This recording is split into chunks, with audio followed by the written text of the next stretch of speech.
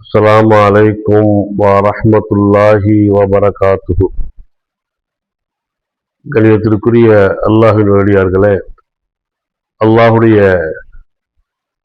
பெருங்கிருபையினால் கண்ணியமான முஹர்ரம் பிறை 9 நாம் இருந்து கொண்டிருக்கிறோம். நாம் வைத்திருக்கக்கூடிய நோன்புகளை அல்லாஹ் கபூல் செய்வானாக.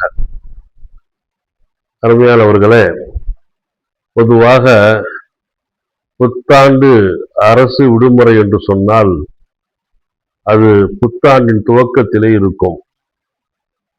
ஆங்கில புத்தாண்டு ஜனவரி 1ஆம் நாள்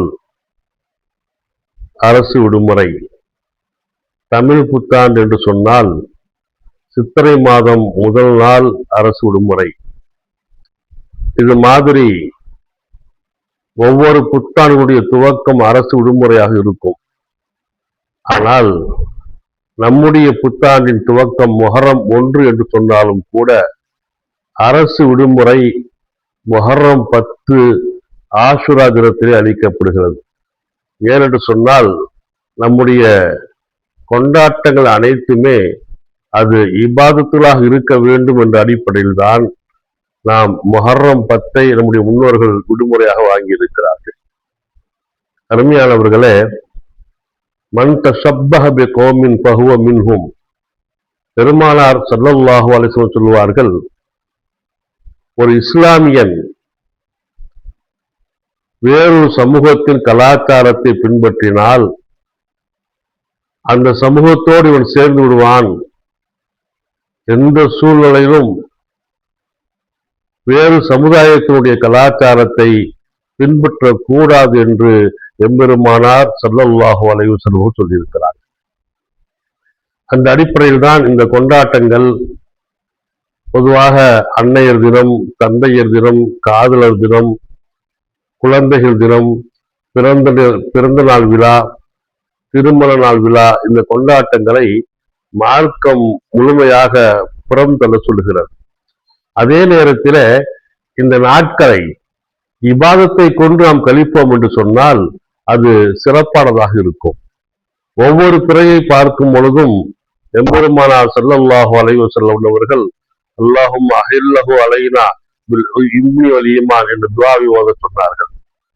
அது மாதிரி ஒவ்வொரு தினத்தையும் இபாதத்திலே கொண்டு கழிப்போம் என்று சொன்னால் அது செம்மையாக இருக்கும்.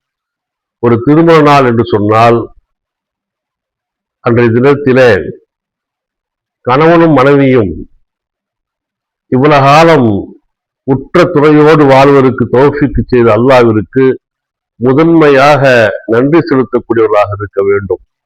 பாக்கிய காலங்களிலும் உற்ற துணையோடு வாழ்வதற்கு அல்லாஹ்விடத்திலே துஆ செய்ய வேண்டும்.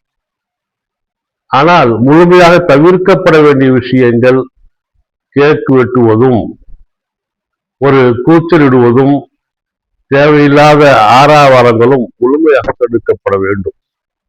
நம்மிடத்தில் இருக்கும் என்று சொன்னால் இஸ்லாத்துடைய தலையாய விஷயமாக இருக்கக்கூடிய தஃப்சு சலாம், யாரை பார்த்தாலும் சலாம் சொல்வதும், அன்துத்இமுத்தாம், யாரை பார்த்தாலும் விருந்து கொடுப்பதும் இஸ்லாத்துடைய ஆணி வேறான அமலாக இருந்து கொண்டிருக்கிறது.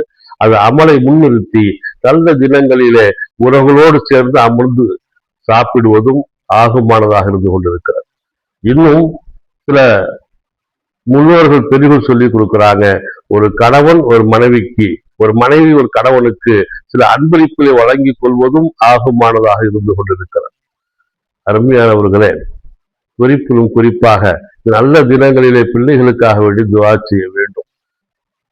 அல்லாஹ்விற்கு நன்றி செலுத்த வேண்டும். அந்த நன்றி செலுத்துதல் இருக்கிறதே, அது தொழுகையை கொண்டோ அல்லது நாம் வைக்குகின்ற நோன்பை கொண்டோ அல்லது நம்முடைய தர்மங்களை கொண்டு இருக்கும் என்று சொன்னால் அந்த நிகழ்வுகள் சிறப்பானதாக இருக்கும். அல்லாஹ் ஜல்ல ஷானுஹு வ தஆலா நம்முடைய அனைத்து கொண்டாட்டங்களையும் அவனுக்கு பொருத்தமான முறையிலே இபாதத்தை கொண்டு கொண்டாடக்கூடிய பெரும் தௌஃபீக்கை நம் அத்தனை பேருக்கு அல்லாஹ் நசீபாக்குவானாக. அஸ்ஸலாமு அலைக்கும் வரஹ்மத்துல்லாஹி வபரகாத்துஹு.